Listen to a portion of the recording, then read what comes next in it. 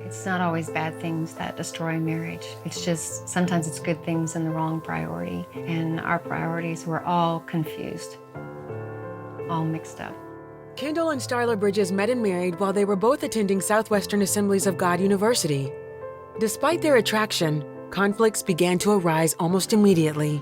After the honeymoon phase passed, we recognized we were complete opposites in nearly every single way. And I tried to change her, she tried to change me, and all it did was create more conflict.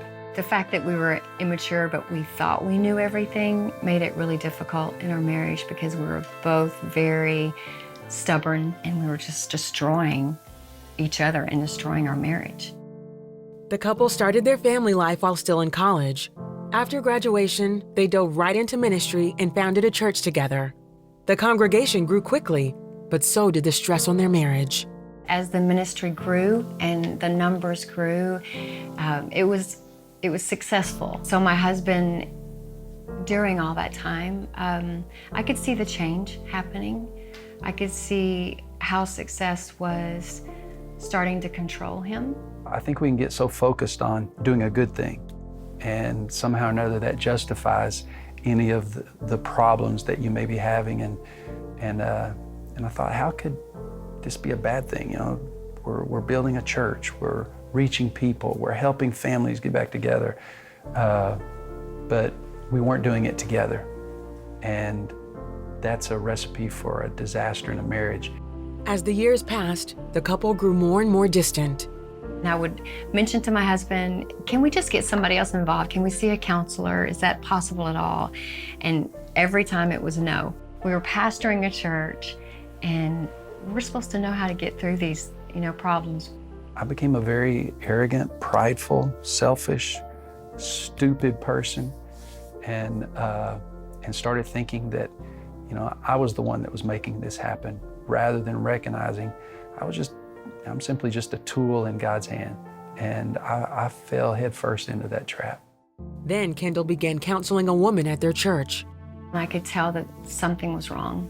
That I just had that discernment, that feeling, that check in my spirit that something's not right. As I started separating more and more from my wife, just emotionally, it became easier to find praise and affirmation from someone else. And I kept thinking, I haven't done anything wrong yet. And so it's always easier to take just one step. Eventually, the relationship turned into an affair. Sin will take you farther than you want to go, it'll keep you longer than you want to stay, and it'll cost you more than you want to pay. I found that out to be true more than I realized. After the two were spotted together, Kendall knew he had to confess. And that's when I called my wife and I told her what I'd done. I admitted that I'd been unfaithful. I'd failed my family, I failed my wife. I was furious, but I was also at peace because finally, I wasn't crazy and my discernment was correct. But at that moment, I was so overcome with a spirit of suicide that I really honestly thought that the best thing for my wife, the best thing for me, the best thing for my kids is for me just to kill myself and for them not to have to deal with facing the shame of my sin. I even had trouble, just praying because I felt like God had turned his back on me. Because I prayed for so many years for this not to happen, and it did. The affair caused the Bridges to lose their church and their ministry. They stayed together, but the scars remained. And although Kendall repented and got counseling, Starla's heart was hard. I realized how badly I had hurt her.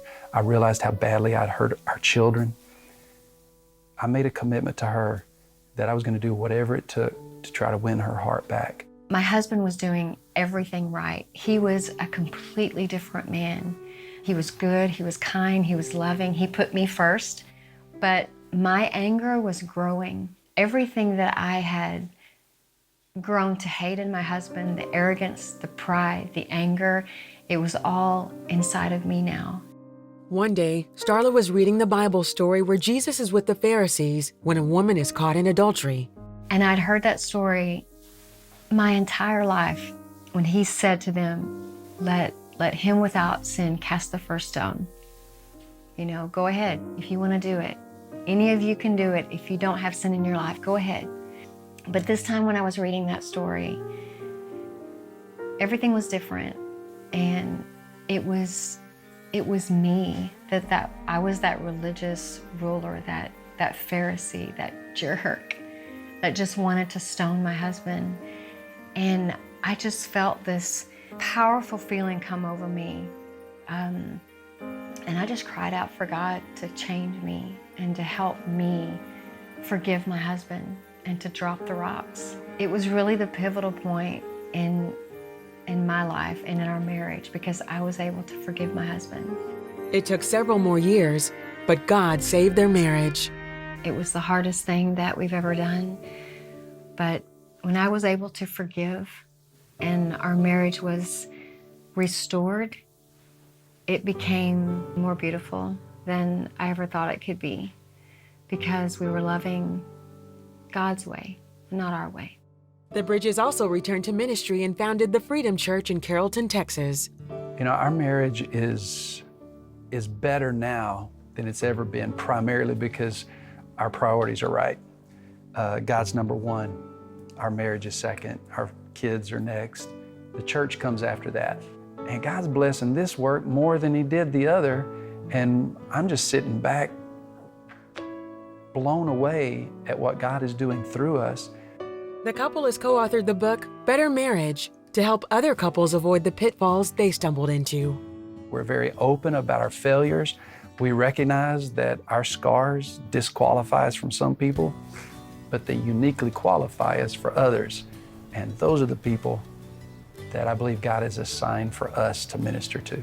I know that we would have never experienced the marriage, the love, the happiness, the joy that we have today if we hadn't gone through this purifying time. And we're testimonies Yeah. of the fact of Genesis 50:20, that what the enemy meant for harm, God can turn it around for good. And we just surrendered our will to his, and he was able to take it and make something beautiful out of it.